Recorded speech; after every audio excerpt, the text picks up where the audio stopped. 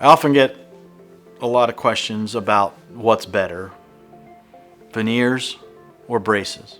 However, what we can talk about is, braces won't necessarily fix chips, cracks, discolorations.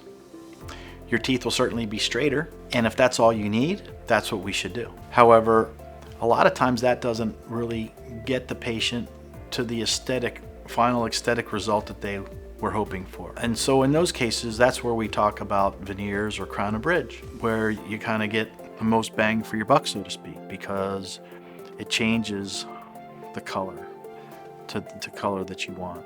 It'll fix chips, it'll fix cracks. So there is a big difference between orthodontics, braces, and veneers and crown and bridge. So I would encourage you to come into one of our offices for a consultation so we can figure out what's best for you here at BayView Dental.